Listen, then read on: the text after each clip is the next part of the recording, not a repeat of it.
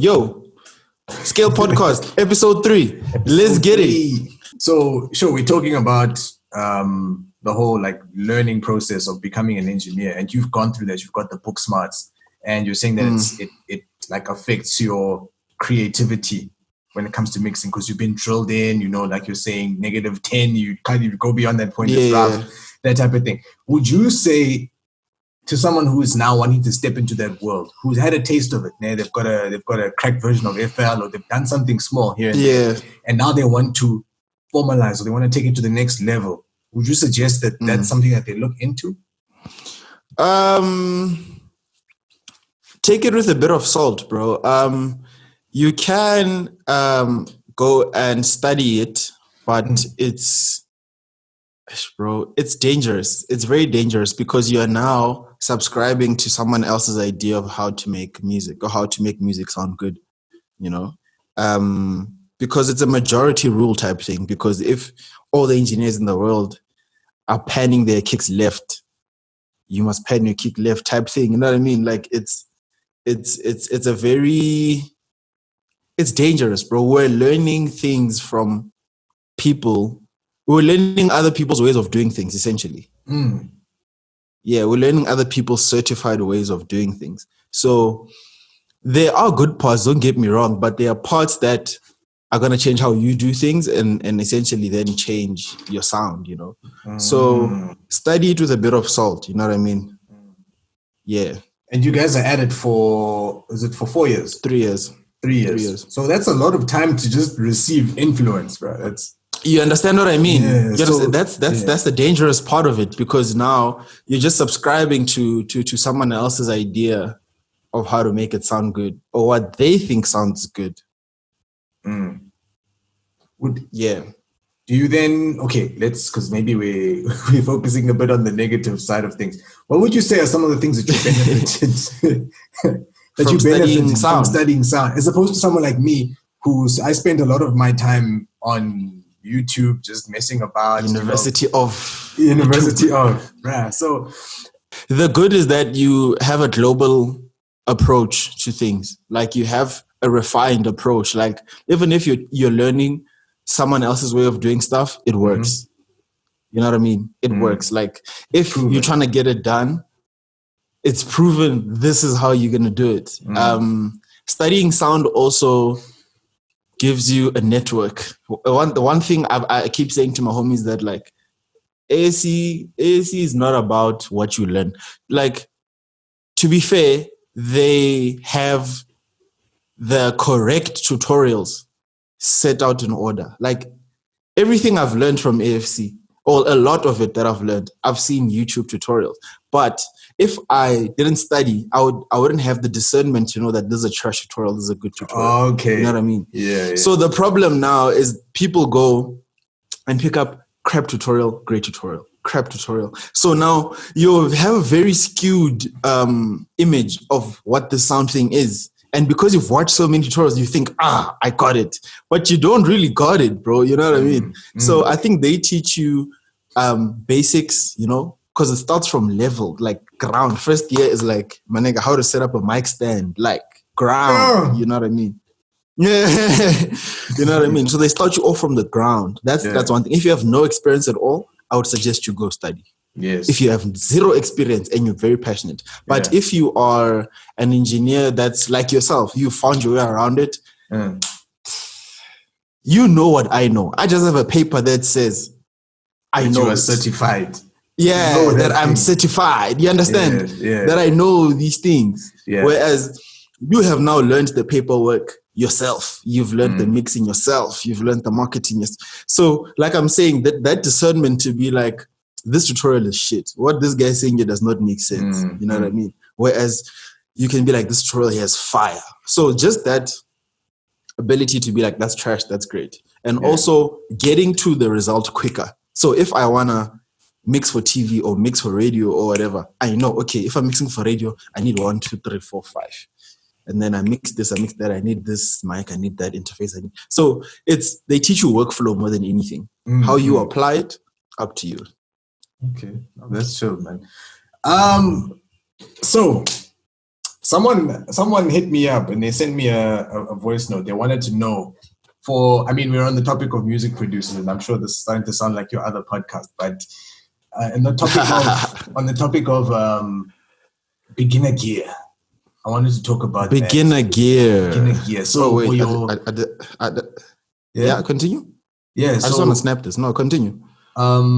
Just in terms of a guy, he's come through. He realizes I want to be a part of the game, and now he wants to jump in. He wants to go to the shop and collect some stuff.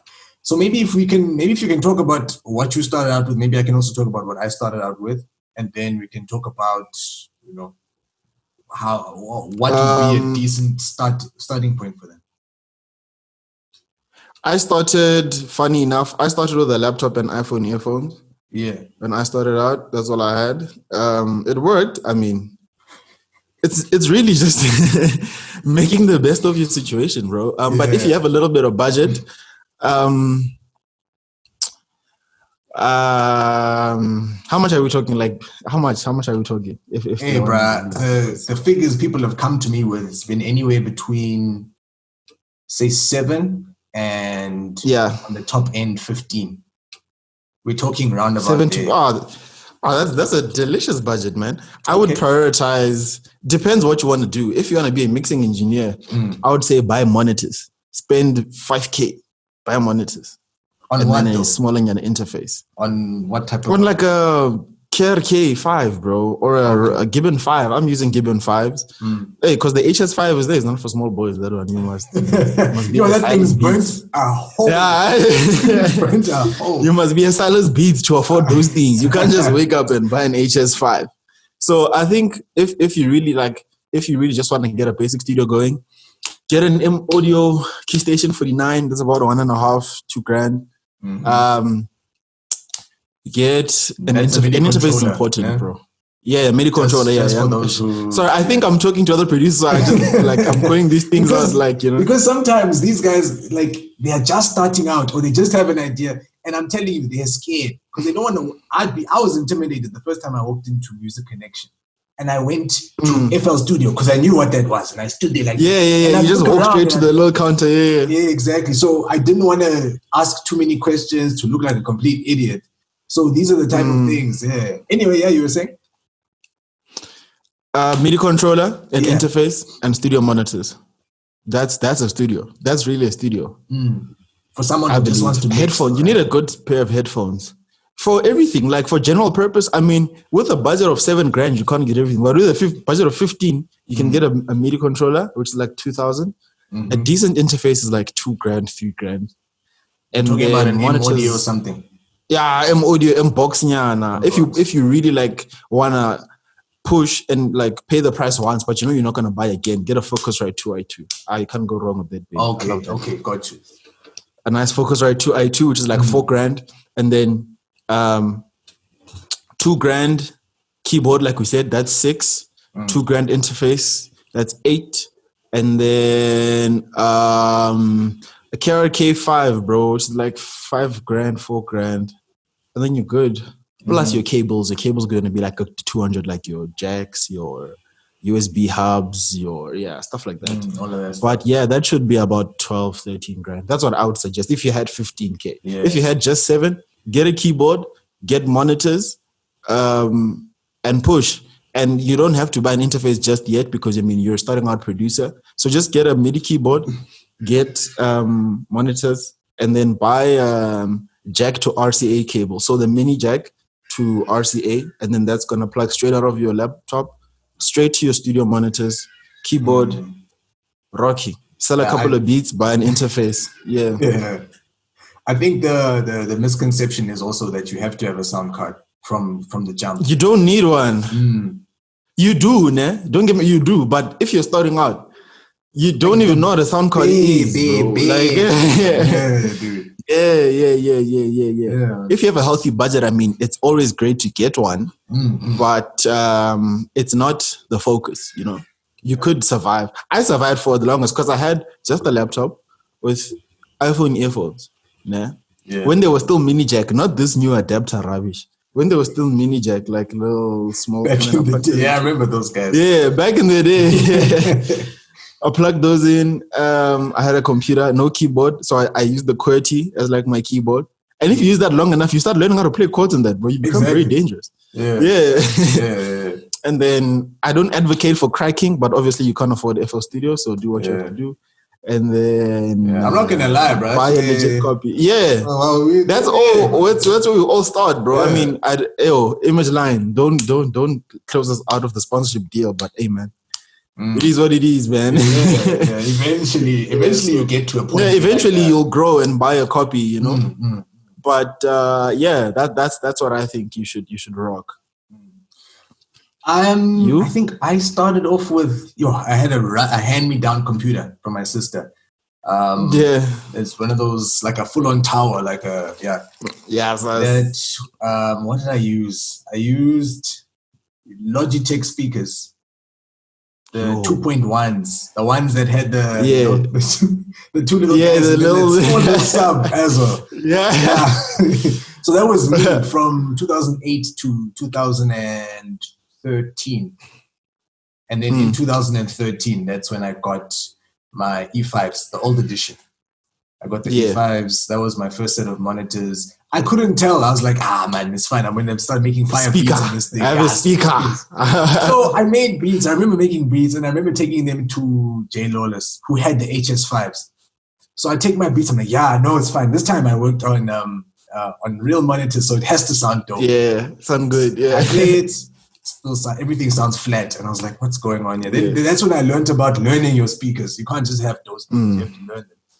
I had the same situation with the QWERTY before I got the MIDI controller, but I was more a fan of the mouse. I would sit and I'd click in the notes, and that was a problem. Also, same with me. I'd use the earphones, and then to record, we used the gamer headset. So we'd have that one. Oh, the one with the mic. Yeah, that was us. So I had the earphones, and then the artist would have the guy. Yeah, the little one with the shandies, exactly, yeah. Yo. The mic only came for me in 2015. That was the first, and that was the SE. I had saved up a bit then. But I'd say the Focusrite is dope. The Steinberg, the UR22C, that's what I'm using here with the setup. That one's also, it's also pretty powerful. I think that one is 3K. I think it's 3K. And then the E5s, I think are also 3K for the pay. The XTs, the new set, is it 3K or 4K? I think it might be 4K.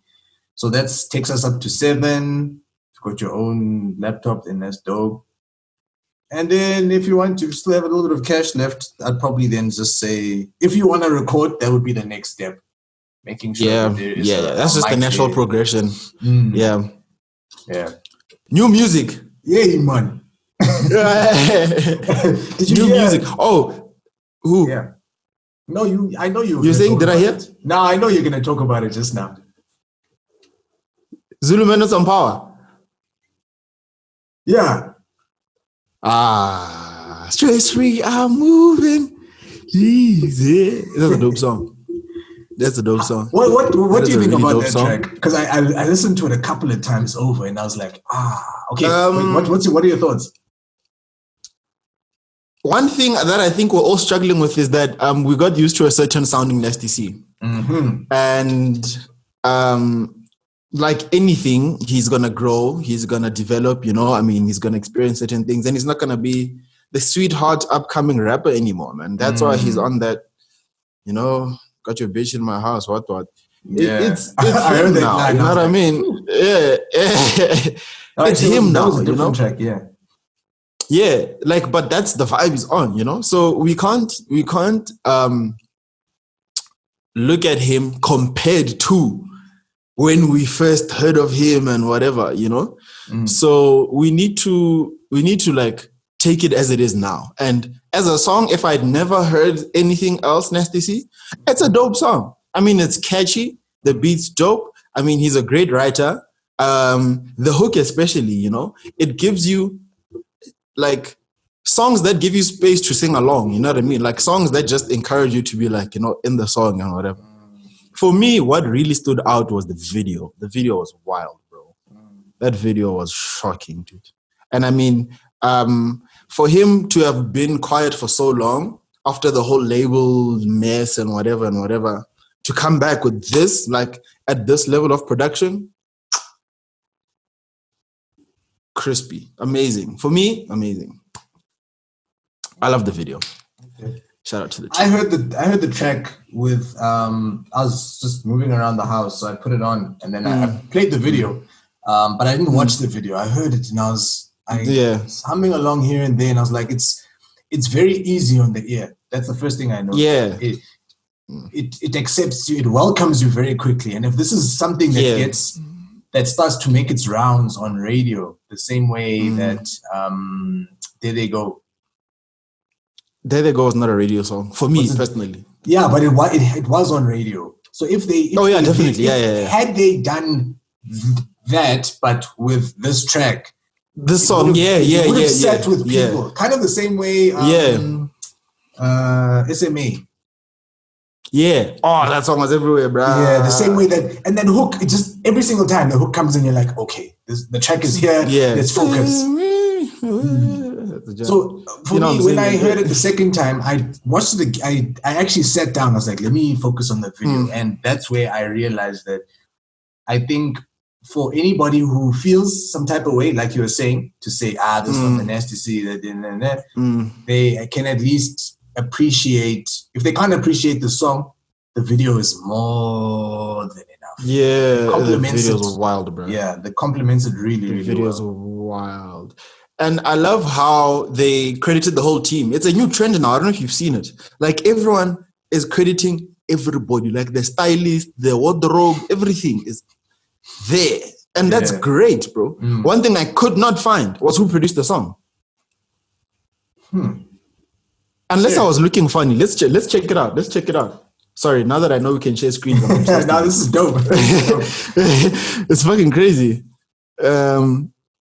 Nasty C. What's the name of the song now? Fuck. Which one? Eazy, man. Eazy. Yeah, sorry. I forgot it for a second. Okay. Yeah, let's share the screen now. Share screen. Yeah, dude, we also need to get these sound effects. I'm going to make a plan. Don't worry. I got you. Let's see. It's tough here. Here you go. Okay. You know what I mean? Can you see? But the producer is that's the producer for what? The video. That's the video producer. I don't know if it's the song or it's the video. That's another thing. You see, there's audio engineer. Production. Okay. Sharp. Agency, dancers, you know? Even the dancers. DOP. My nigga. Unless it was him. Nah, that's not Nasty Sound, bro.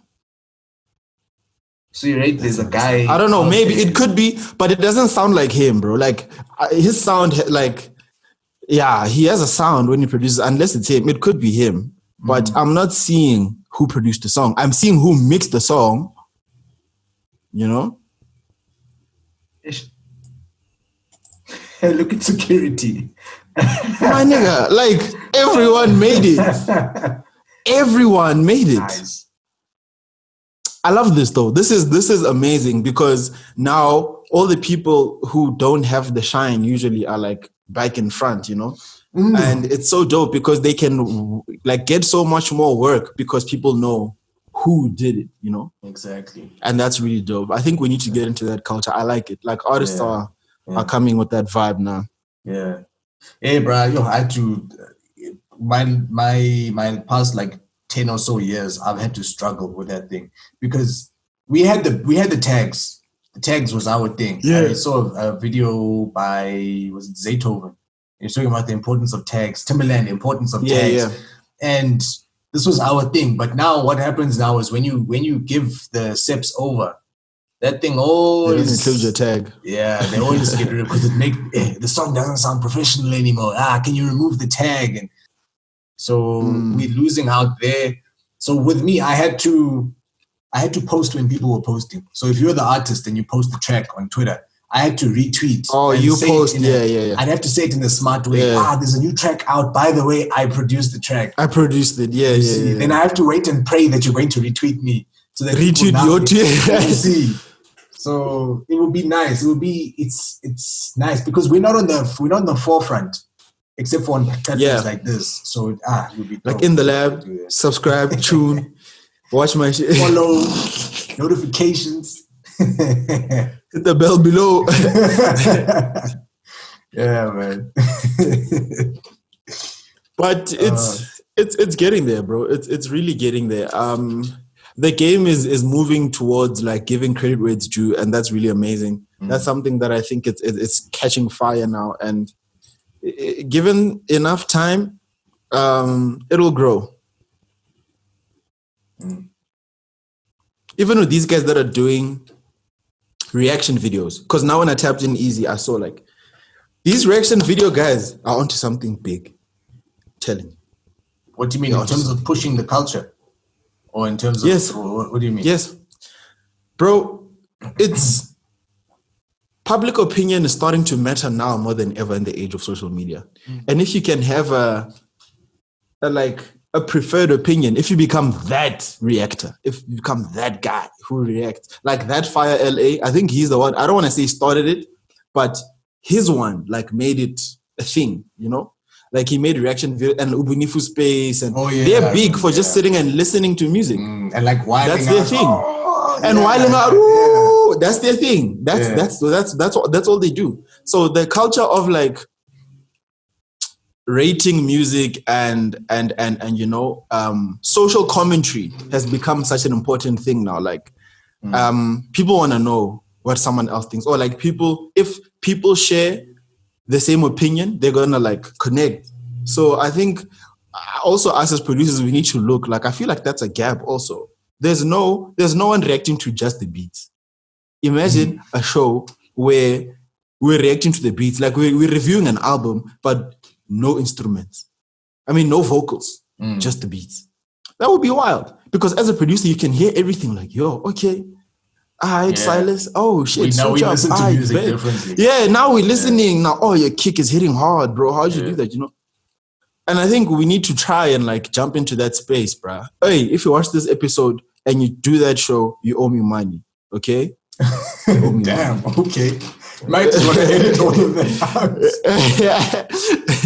You owe me money. If you watch this show, if you start a show like that after this episode, you owe me racks. Anyway, yeah, bro. I think that's a space you need to tap into and like make being a producer cool, bro. I think that's what I want to do more than anything. I want to make it a cool thing. Like everyone. I don't want to say everyone must start making beats now, but like you see how everyone wants to be a rapper. Yes. Yeah. Oh, you wanted to become like that, but for production.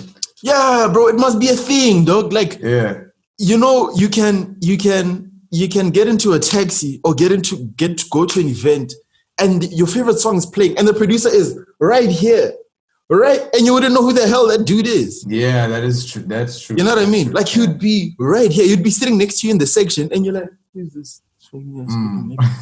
Anyway, I'm gonna do my thing, man. You know what I mean? Yeah, no. That's, so it needs to be like, true. Yo, look, it is better than your Silas beats.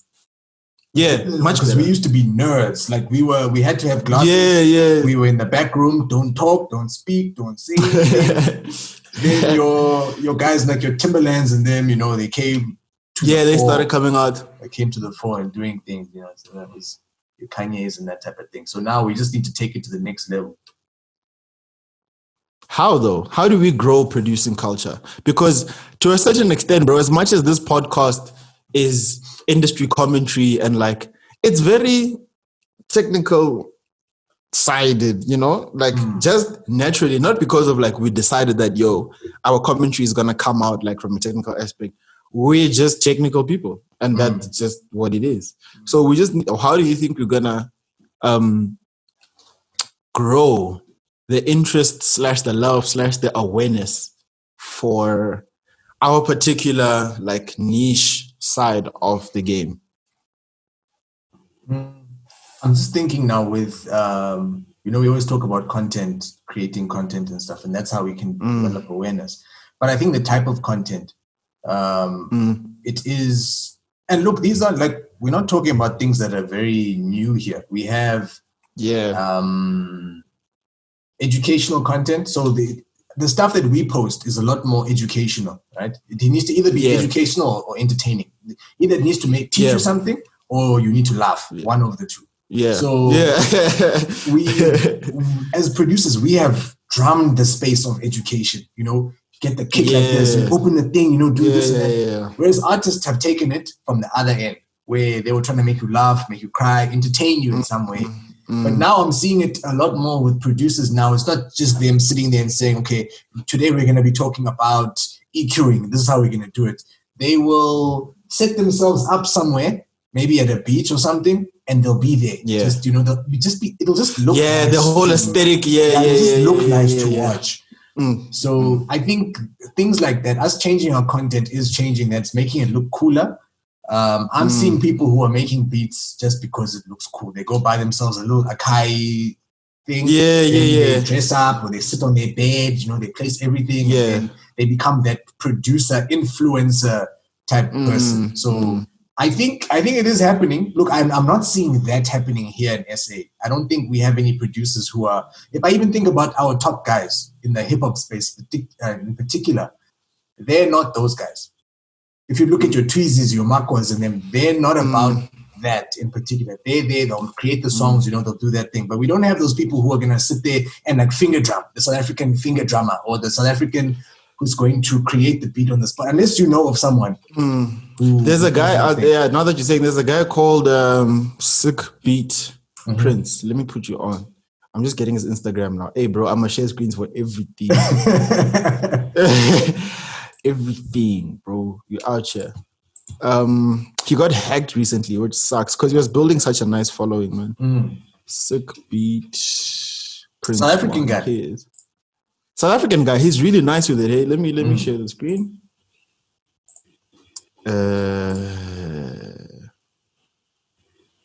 Wait, share computer sound so you can hear it. Share. Can you see? Yeah. Check this guy out. Wait, can you hear? Yeah. I hope it comes out.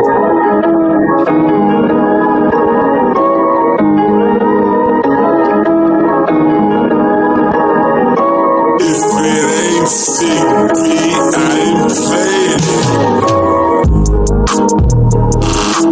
Fire.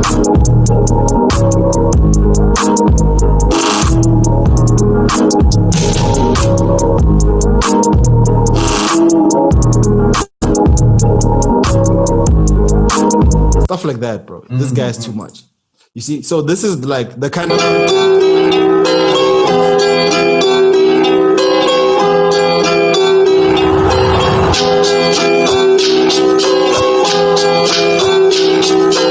If it ain't sick, I ain't playing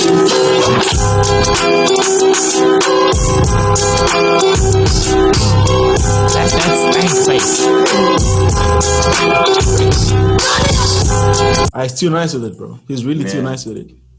So people like that, are gonna stick out. Let me give that guy a follow. It's too nice with it, nah? Yeah. But yeah, stuff like that, bro. I feel like if you stick out like that, like you're saying, and be a producer, that's not just doing whatever, bro, and not just doing what other people are doing. You know, that would really go a long way, dog. That would go a really long way. Like that, I've never seen that. Like even like when I saw, because another thing is that he invests in his stuff. You know, he sponsors the posts. You know, that's how I found him. Like I was just scrolling, I was like, oh shit, this is fire. And then I went to the profile. And it was just fire after fire. I'm like, yo, this kid is really dope. And then I followed him. And then like we've just been chatting back and forth trying to organize an interview. So it's stuff like that, you know, like investing in your craft, entertaining people, like you said, and really just taking it seriously. That's someone you can see is taking this shit seriously. They're not just bumping beats out, Link, Tag, aka Casper, Ricky Rig. You know what I mean? So stuff like that. Yeah, no, that's dope. So I think things like that definitely will grow us as a person, as people, will be able to say we are producers. We can actually step forward, and this also feeds into the conversation about us just being taken seriously as music producers. Whereas before we were marginalized, we were sidelined. It's just a producer. Don't give him anything. Don't worry, he's used to this kind of thing. Whereas now, we can step forth, and we're like, what? Nah. We're here. We're on par. What are you saying? So yeah, I think it is gonna be dope. We need a producers union. What do you mean? Like a South African one or like a global one? We can start small. Start in SA. The people that are gonna fight the labels for us. Fight the labels. Because fight the labels. Fight whoever you need to fight, bro. If someone's not cutting your check, say, hey, fight that. You know what I mean? Because we can't standardize our industry if there's no benchmark. We can't say, hey, a beat in SA is 4,000. Doesn't matter who he is. There must be minimum pay, bro. Because that's how brothers can end up charging 100K for a beat, and there's a kid who can charge 200 rand for a beat. But find that the 200 beat slaps harder than that one. But because there's some kid there in the village somewhere, you're gonna think, you sleeping on the job, give me the steam. Exactly. And that's how it happens by the big guys. There've been a lot of big cats that have just come through and been like, well, can I get that beat? And then they offer them something like money they've never seen before. Someone give them 40K just to keep quiet. Yeah, and they shock. Wow. That time then you sign it off. And then endorsements. And you're just sitting there like, yo. With your 40K, and you're like, hey. With your 40K. With 3K left. Yeah. So, after you leave Taboo. And they've dealt with you. So it's... it's just, I think we just need to work on giving credit where it's due, bro. Like for people like Sick Beat, and anyone else who's just taking the game forward, And yeah, bro, it's growing slowly. I mean, with movements like In the Lab, like your producer meetups, I've seen a thing called Beat Market or something like that. Beatmakers Market, Beatmakers Market, Lalela Beats, it's stuff that I wish we could find a way to consolidate. Like, it would be so dope if all these things were under one big umbrella, And then, I don't want to say monopolized, but we'll have monopolized music production content. Yeah. There's one place to go, There's only one. There's nothing else. Yeah. So imagine if all the paperwork information, all the tutorials, all the tips and tricks, all the marketing stuff was coming through one space, one place. You know what I mean? Have you been to the Beatmakers Market Battle of the Year, Beatmakers Battle of the Year before? I haven't. It looked really cool. Yeah, like I saw some of the snippets and stuff. It looked really cool. Just from pictures and the setup, it looked really nice. I found out about it like a day or so before, so I was like, it's cool. But I just want to see how it grows. The problem there, I think, is a lot of the stuff, that education portion, the education side of things, is being handled by people who don't have the passion like you or me. So if you go to the Beatmakers Market, if you go to the Battle of the Year, you'll see a Samro table there. You'll see an M Audio table there. You'll see a DJ table, maybe a Capasso table there. And we need more. Like, you should get a table. You should do a whole episode there. Yeah, have a panel, have people asking questions. Yeah. So they have panels and that type of thing, but you can see by the type of people they're bringing in, they're either very old, and some of the things that they're saying are very true, and they're dropping gems. Yeah, just how they're saying outdated, or it's Yeah. So the platforms exist. I think what would be dope is if you have someone like if I hosted it for instance, I would rather have producers on this side, or like 1-2 producers here and 1-2 label execs here, and then somewhere there. So the conversation is informed. You know what I mean? So even if we can't keep like demonizing labels and fighting about the man or Capasso didn't pay me or whatever, and then we have a whole 40-minute chat with just the producer, and Capasso can't have a chance to say, no, wait, did you fill in 1, 2, 3 form? Did you notify 1, 2, 3? You know what I mean? So it can be like all the parties are engaging in this thing on top of having stands, instead of just having publishing there, radio there, royalties there, you know what I mean? So if all of them can be on a platform and then we're on the panel chatting, and then those people after the chat can go to their stations. So now if during the conversation you didn't understand what that guy was saying, you can be like, okay, sharp, after this I'm going to go to that guy. But if you don't know what that guy does to start with, then it's really pointless. It becomes a bit pointless. So they had that. They had a bit of that. They had those little round table discussions, but they felt a little bit superficial. I was going to speak to the Capasso guy anyway. Even if he was sitting up there, they were talking about something. And, their things need to also be freshened up, man. The examples they give us, but you can't give us every year on year, you're giving us a Brenda Fassie example.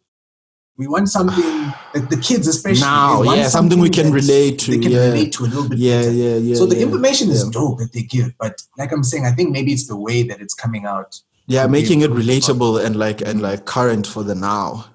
I think also that will come with transparency. So we don't ask the right questions, and also information in SA is very close-guarded. It's like we're not letting you in. Don't tell anyone. Don't tell anyone that you must notify, bruh. Don't tell anyone about Rev. Don't tell anyone about music video money. Don't tell them. Just why? There's more than enough money for all of us, bruh. More than enough. Bruh. I had someone in my DMs on Facebook, and they said something, stop giving away the game for free. Bruh, there's no hello, nothing. They just said stop giving away the game for free. And I was like, what? Why? Why? I'm making why? You see, if you can tell me why, I'll maybe listen to you. But if you just say don't give away the game, why? Yeah. It turns out that I think that guy was indie record label exec or something weird like that. I don't know what it was, but the message itself was a little bit seedy itself. So why? Now that's my question. Why? Because they think the pie is small. It's not. Imagine how we can elevate the game if everyone in the game knows how much they're worth or how much they should get. That's how people get finessed. They don't know. You just walk into the industry and a brand is like, this one is just fresh. This one, we've got 200,000. Retweet this 900 times. You must run around the country wearing our t-shirts. But you don't understand that what they're giving you is what they're going to make back on the first day, bro. Like you don't understand the value of your brand and like the value and the reach that you're hitting. Because for them to come to you, it means you have the right following now.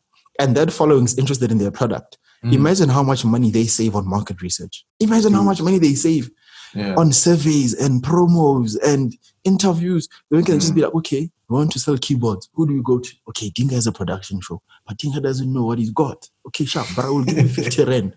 Please post our thing. So it's put it here, small logo here. Yeah, put a logo. You know what I mean? So if people like understand and they know what's going on in the game, surely the standard payment for everyone is going to be higher. It's going to lift, Yeah, but because we're all going to be that. Nah. People don't want that. You keep them where they are. We can keep them in our pockets. In the very same way, you can have a producer, an artist can have a producer and never empower that producer. Get the guy some cash to get better equipment, to make better sound, because that better sound might actually lead that producer to look out into the world and other people come through. Now the initial artist is looking there like, but I made this guy. And then it becomes problematic for them. Again, the pie, they think that the pie is... You don't lose anything by empowering someone, dog. It's not like when that producer goes out there, you lose followers or you lose support and whatever. It's just another person being recognized for their dopeness, bro. So if someone else can leverage their talent and like the hard work they put in, because I mean, I don't want to say being an artist is easy, but we have a lot of stuff to learn as like the people behind the game, dog. We have a lot of stuff to learn, dude. Like paperwork, technical, music theory, marketing, networking. Like it's a lot. Whereas if I come up with the right combination of words and I channel my inspiration right, and I like, come up with a concept for a song, I just need to find whatever matches this, Like I just need to find a song that like, okay, your chord progression is nice. Yo, Silas, give me that beat. Whereas for you, you must now learn, okay, I'm hearing this thing in my head.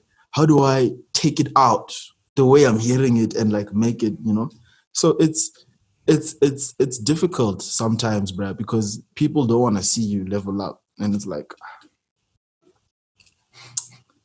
why, bruh? And then they tell us to stop complaining. Yeah. What do you mean open up the industry? Exactly that. Open the door, nigga. Tell them. Open the door. Yeah, I think we punished it like a good 2 hours. But yeah, this is a dope episode, bro. This is a fire one. Yeah, I'm gonna like some little edits and stuff in there. Yeah, it's hundreds, bro. Hundreds. Yeah.